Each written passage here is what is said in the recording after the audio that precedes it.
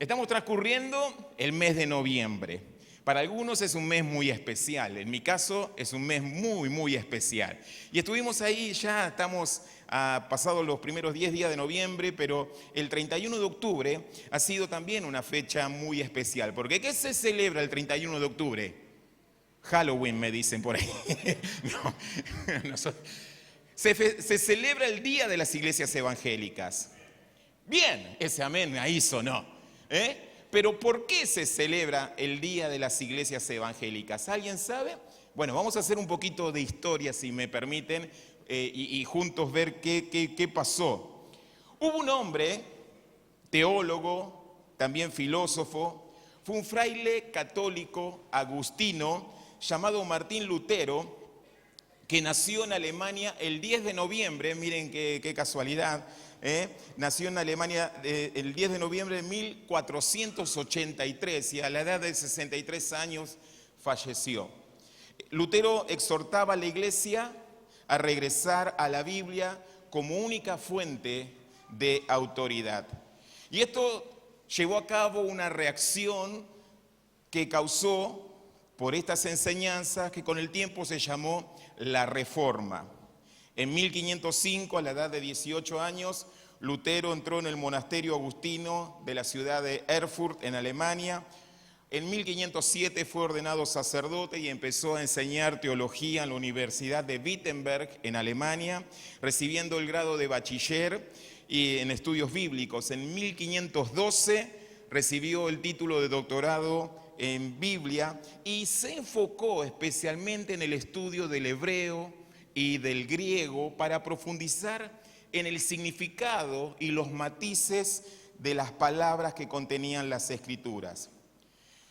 Martín Lutero siempre tuvo el deseo de alcanzar mayores conocimientos y esto lo llevó a avanzar en el hecho de ir a las fuentes. Es una frase muy reconocida que se le asigna a Lutero, el ir a las fuentes, descubriendo las verdades bíblicas y las formas que tenía la iglesia primitiva.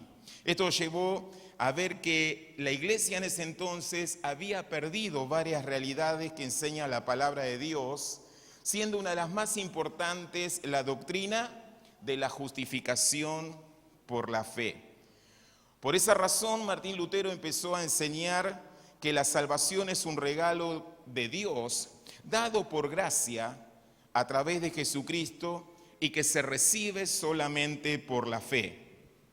En ese tiempo Lutero predicaba en la iglesia del castillo de Wittenberg y observó que en ese lugar había reliquias muy costosas y comenzó a ver los graves efectos que causaba la enseñanza de ofrecer indulgencias para perdonar el pecado de los feligreses que asistían a la iglesia en aquel entonces. ¿Qué era una indulgencia? Una indulgencia era la remisión, el perdón total o parcial que se mantenía después de la absolución. ¿Y qué era la absolución? Cuando una persona venía ante el sacerdote, confesaba su pecado, era absuelto de su pecado, pero tenía que pagar una pena, una indulgencia, para que ese pecado sea remitido. Y esto traía en ese entonces un grave efecto en la gente que le hacía en confiar en las indulgencias en lugar de confiar en Jesucristo para el perdón de sus pecados. Es así que Lutero y todos los obispos que estaban con él comenzaron a ver que el pago de las indulgencias era utilizado por el Papa de aquel entonces, León X, con el que financiaba las obras de la construcción de la Basílica de San Pedro en Roma. Por lo tanto, Martín Lutero consideró que las indulgencias, la venta de indulgencia era un abuso de poder y una grave mentira sin base bíblica en las Escrituras que confundía y condenaba a la gente confiando en las indulgencias en lugar de confiar en Jesucristo para el perdón de los pecados. Una noche, cuentan la historia, Martín Lutero predicó Romanos 1:16, que dice así: porque no me avergüenzo del Evangelio, porque es poder de Dios para salvación a todo aquel que cree, al judío primeramente y también al griego, porque en el Evangelio la justicia de Dios se revela por fe y para fe, como está escrito, mas el justo por la fe vivirá. A partir de ese momento significó tanto en él como en todos aquellos que estaban oyendo esta palabra, un alumbramiento, una revelación especial y una convicción de parte del Espíritu Santo que generó un quiebre y una nueva etapa en la iglesia. Y fue el 31 de octubre de 1517 que Lutero clavó en la puerta del castillo de Wittenberg 95 tesis, invitando a debatirlas a quien quiera que sea con las verdades bíblicas y exponiendo el paganismo y la avaricia y el abuso que se generaban en aquel entonces, prometiendo algo que no era verdad. Inmediatamente la imprenta de aquel entonces comenzó a replicar esas 95 tesis y distribuirlas por toda Europa, lo que llevó a que la reacción del Papa León X no demorara en hacerse saber y declararlo a Martín Lutero como un hereje. No por no someterse a la autoridad bíblica, sino por no someterse al Papa. Martín Lutero siguió en proponer una serie de reformas que le daban a la Iglesia Católica Romana la posibilidad de regresar a los principios bíblicos, terminando la historia, como todos conocen, con la excomunión de Martín Lutero y con el nacimiento de la Iglesia protestante, lo que luego se llamó evangélica. Por eso nosotros debemos conocer por qué nos llamamos cristianos evangélicos, porque nos dicen protestantes, y no solo porque somos protestones, sino porque hay una historia detrás de todos estos acontecimientos.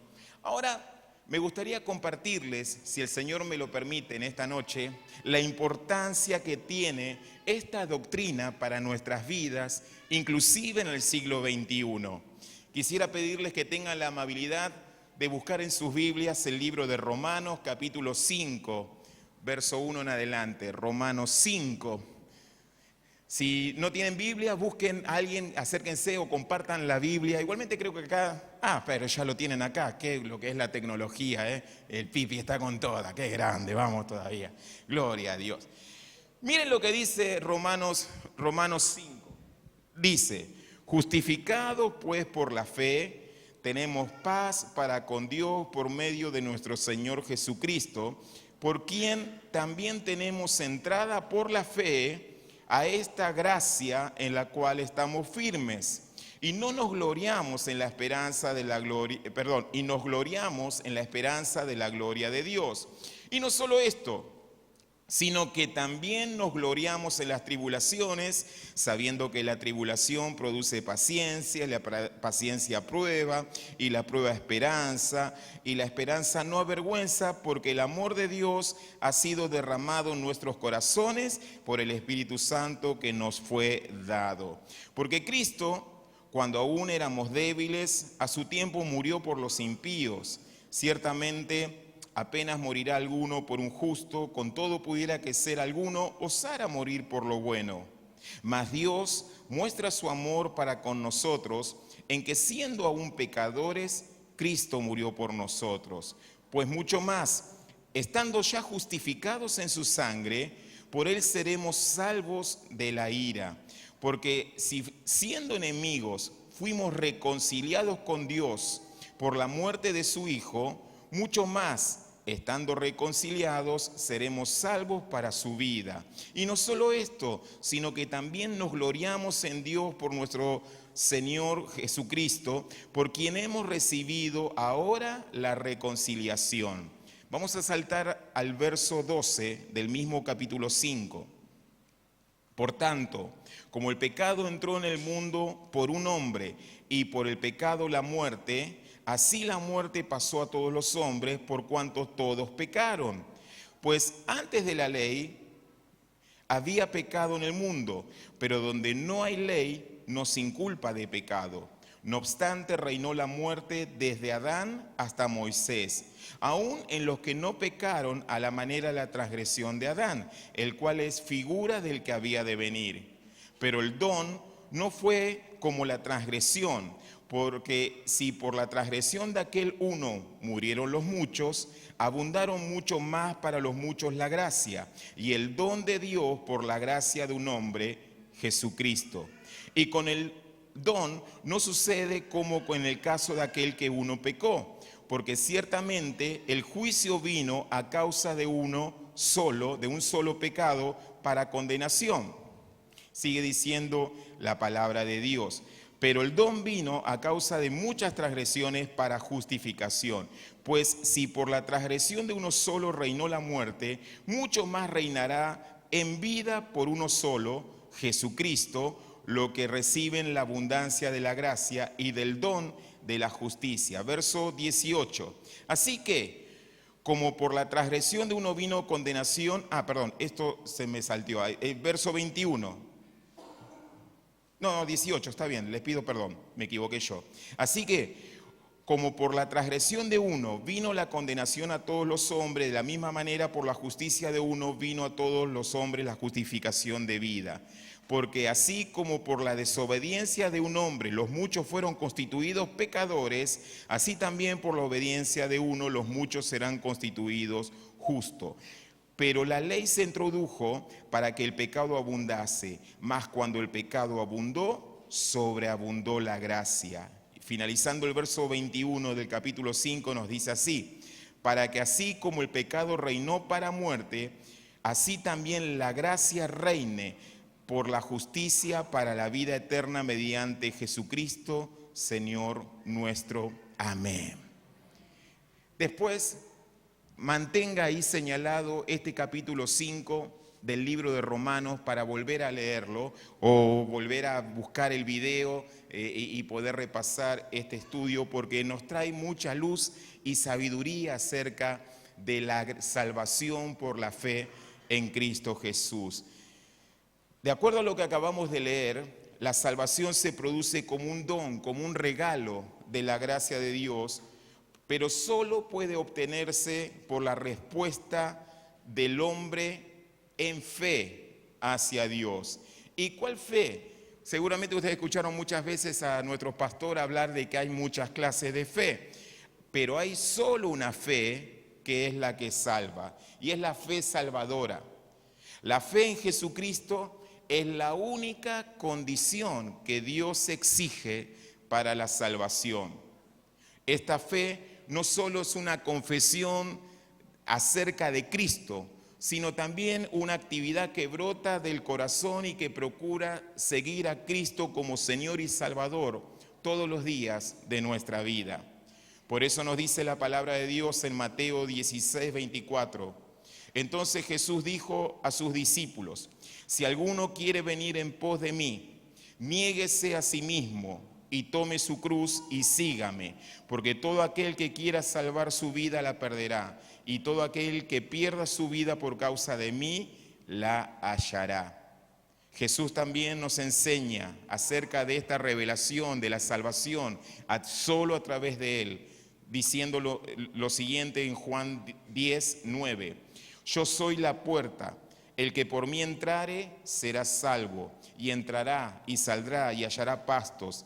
El ladrón no viene sino a hurtar, matar y destruir. Yo he venido para que tengan vida y para que la tengan en abundancia. Yo soy el buen pastor su vida da por las ovejas.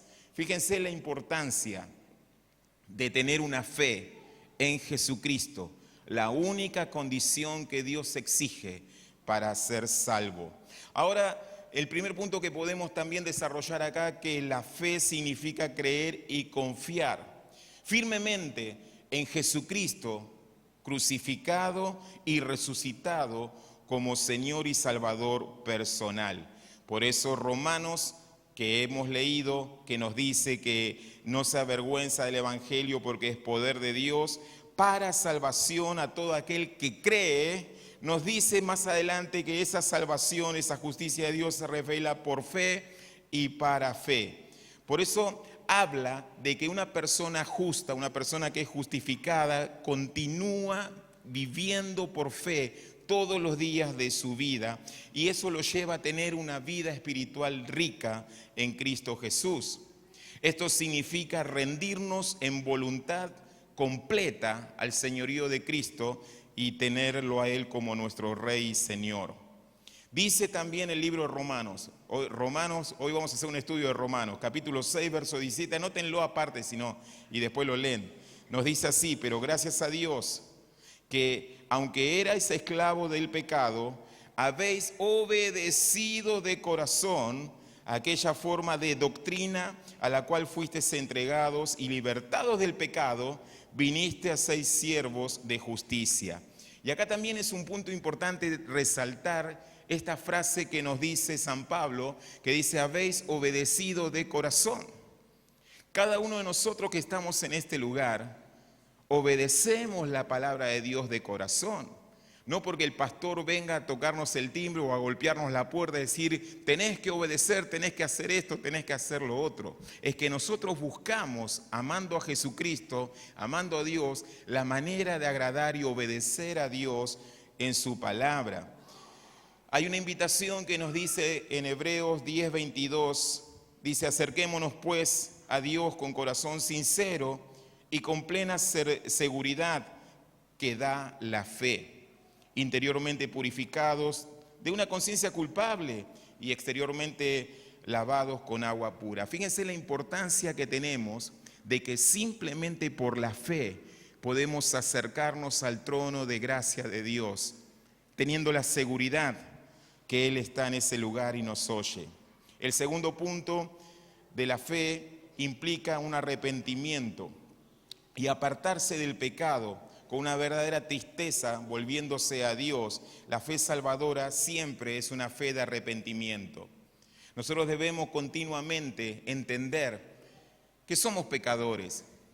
Cada día nos equivocamos, ofendemos y pecamos contra Dios. Acá no hay nadie más santo que el otro. Todos tenemos también nuestros errores.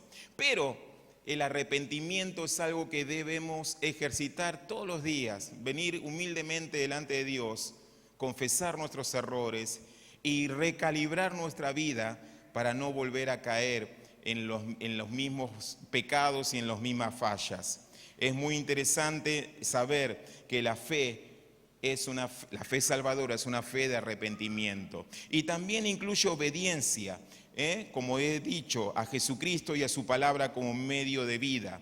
Jesús nos enseña en Juan 14:15: si me amáis, guardad mis mandamientos. El que tiene mis mandamientos y los guarda, ese es el que me ama. Y el que me ama será amado por mi Padre, y yo le amaré y me manifestaré a él. ¿Qué te quiero decir con esto? Que la fe y la obediencia son inseparables. Nadie puede decir: yo tengo fe en Jesucristo, soy salvo, soy una nueva criatura, y no obedecer lo que dice la palabra de Dios. Porque Jesús mismo nos dice: el que me ama guarda mis mandamientos, guarda mis palabras. Por lo tanto, la fe que no procura la santificación personal no es una fe verdadera. Por último, la fe en Jesucristo como Señor y Salvador es tanto un acto de un momento de decir: rindo mi corazón a Jesús y a partir de este momento Jesús es mi Señor. Es un acto de un momento. A partir de ese momento el Espíritu Santo entra a mi vida y soy una nueva criatura. Pero es una actitud continua de mi vida que me lleva a aumentar y a fortalecerme en fe hasta que el Señor me llame a su presencia. Entender que esto se logra a través, como dijo bien el pastor antes de que me dé el lugar para compartir la palabra, por fe, por creer. No hay nada que podamos hacer, no hay nada que podamos pagar para alcanzar la salvación. En un tiempo, como les compartí en la historia de la humanidad, se enseñaba que de alguna manera nosotros teníamos que pagar para lograr el perdón de nuestros pecados y ser salvos. Pero hemos visto con argumentos bíblicos que lo único que pide nuestro Padre Celestial es una fe en Jesucristo, nuestro Señor, su Hijo amado, su unigénito Hijo.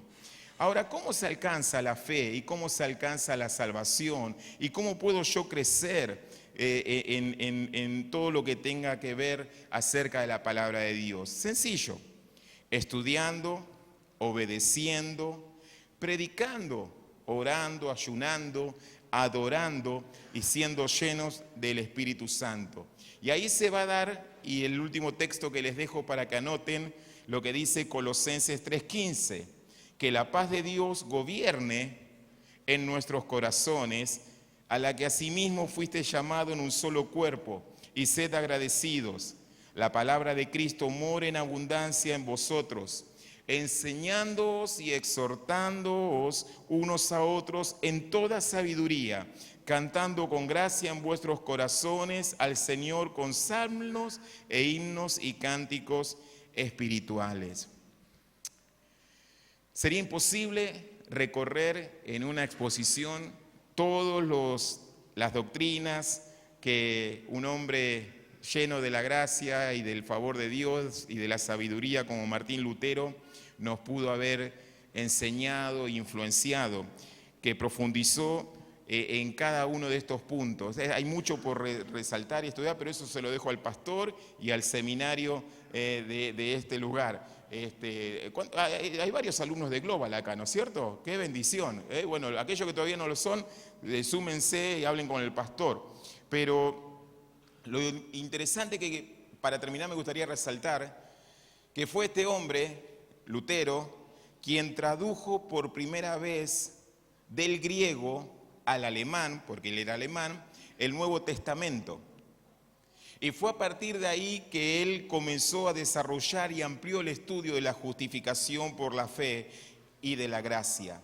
Pero para finalizar me gustaría darte unos 5 puntos muy sencillos y rápidos que después lo podés anotar o memorizar y entender y buscar más de la palabra de Dios, que nos habla acerca de la importancia de la fe y de la gracia en Jesucristo. Punto número 1, todo hombre es pecador.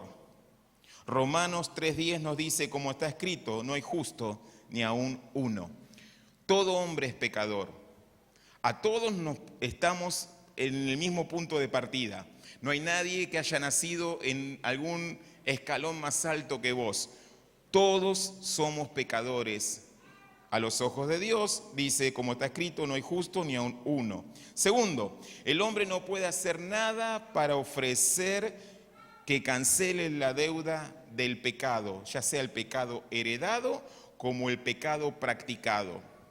Romanos 6:23 dice, porque la paga del pecado es muerte, mas la dádiva, el regalo de Dios es vida eterna. ¿En quién? En Cristo Jesús, Señor nuestro. No hay nada que podamos hacer para pagar nuestra deuda. Tercero, Dios cargó sobre su Hijo Jesucristo todo el pecado del mundo para poder justificar a todo aquel que en Él cree. Esa justificación que acabamos de ver es gratuita y es dada por Dios. Por eso Romanos 3:24 nos dice, siendo justificados gratuitamente por su gracia. Esto es algo que debemos también internalizar. Gratuitamente justificados por su gracia, mediante la redención que es en Cristo Jesús, a quien Dios puso como propiciación por medio de la fe en su sangre, para manifestar su justicia a causa de haber pasado por alto en su paciencia los pecados pasados. Gratuitamente. Punto 4. Nadie por las obras de la fe puede ser justificado. Y esto también debemos tenerlo bien claro. Nos dice Romanos 3:20, ya que por las obras de la ley ningún ser humano será justificado delante de él. Así que no hay nada que podamos hacer, no hay nada que podamos dar, no hay nada que podamos pagar, no hay sacrificio que podamos querer realizar con el que podamos ser justificados por obras. Y el quinto y último, y no por eso menos importante, el creyente le es remitida la deuda del pecado en forma completa una vez que entrega su corazón a Cristo y nunca más va a ser condenado. Romanos 8:1 nos dice así: ahora pues, ninguna condenación hay para los que están en Cristo Jesús, los que no andan conforme a la carne, sino conforme al Espíritu. Ninguna condenación hay para los que están en Cristo Jesús. Por eso me gustaría cerrar esta exposición, pero bien sencillo, pero 100% doctrinal. Acá no hay ningún tema de interpretación, de discusión ni nada. Es doctrina 100% lo que acabamos de ver, la justificación por la fe. Hacerte la pregunta esencial: ¿estás dispuesto a pagar el precio de seguir a Cristo? Segundo, ¿es Jesús el Salvador de tu vida? ¿Estás seguro que tenés vida eterna? Si alguna de estas tres preguntas no tienen una respuesta categórica en tu vida, me gustaría invitarte a hacer una oración esta noche conmigo. Cerrá tus ojos ahí donde está y decí conmigo: Padre, en el nombre de Jesús, entrego mi corazón a Cristo. Te pido perdón por mis pecados. Me arrepiento de mis pecados y te invito a que tomes el centro de mi vida y que tu Espíritu Santo, a partir de ahora, haga todas las cosas nuevas en mi ser. Te doy las gracias por esta palabra y decí conmigo: y por la fe creo que Jesucristo es mi Señor y Salvador, para gloria de Dios Padre. Amén. Amén y amén. Dale un aplauso al Señor. Te invito a ponerte en pie. ¡Vamos!